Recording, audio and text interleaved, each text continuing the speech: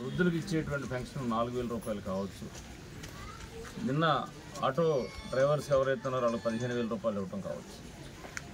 హామీలు ఇచ్చినవి ఇవ్వనివి కూడా ప్రజల యొక్క అవసరాలకి పరిస్థితులను బట్టి కూడా వాళ్ళకి ఇచ్చుకుంటూ వెళ్తున్నారు. మహిళలకు కూడా ఇవాళ ఫ్రీ బస్ అనేటువంటి ఉంది, వాళ్ళు ఎక్కడికి వెళ్ళినా కానీ ఫ్రీగా వెళ్ళేటువంటి విధంగా కూడా.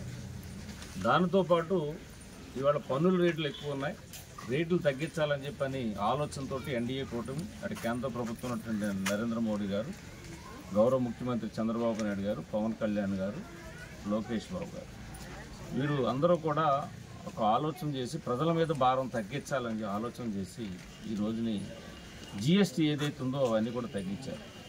28% ఉన్నటువంటి వాటిని 18%, 18% ఉన్నటువంటి దానికి 5%, 5% ఉన్నటువంటి వాటికి 0 చేసి ప్రజలందరూ కూడా భారం తగ్గించారు. దీనివల్ల దాదాపుగా ప్రజలందరికీ కూడా 15,000 నుంచి 20,000 రూపాయల వరకు కూడా చిన్న కుటుంబాలకైతే కనుక ఆదాయం వస్తుంది. అదే పెద్ద కుటుంబాలు ఇంకా ఎక్కువ చేసుకుంటూ కూడా ఎక్కువ ఉంది.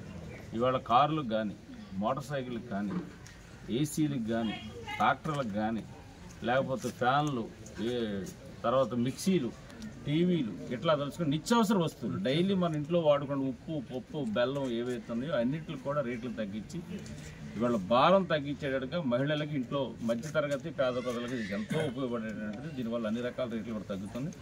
దీన్ని అవగాహన కల్పించి ప్రజల్లోకి తీసుకెళ్లాలని చెప్పని ఎన్డీఏ కూటమి ఇచ్చిన పిలుపులో భాగంగా ఈరోజు గజ్జరం గ్రామంలో ఈ యొక్క జిఎస్టీ యొక్క పాంప్లెట్స్ ఏవైతున్నాయో వేసి ప్రజలందరికీ కూడా అవగాహన కల్పించడం కోసం వీటిని డోర్ టు డోర్ పంపిణీ చేయడంలో భాగంగా ఈరోజు గజ్జరంలో చేస్తా ఉన్నాం.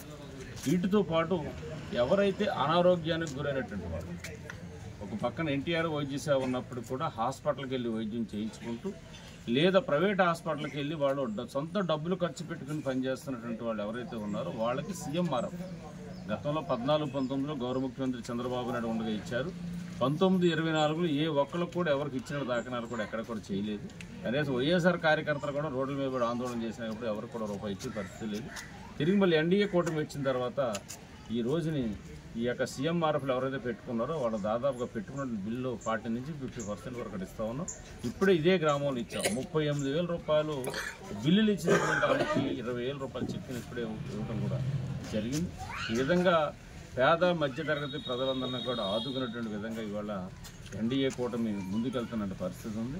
కాబట్టి ఈ అవకాశం ఏదైతే దీన్ని మహిళలందరూ కూడా సద్వినియోగం చేసుకుని ముందుకెళ్ళి ఈ యొక్క బెనిఫిట్స్ అన్నీ కూడా పొందాలని డోర్ టు డోర్ ప్రచారం చేస్తూ ఉన్నాం. కాబట్టి ఖచ్చితంగా దీన్ని అవకాశాన్ని ఉపయోగించుకోవాలని గజ్జరంలో ఉన్నటువంటి ప్రజలందరూ కూడా విజ్ఞప్తి చేస్తాం.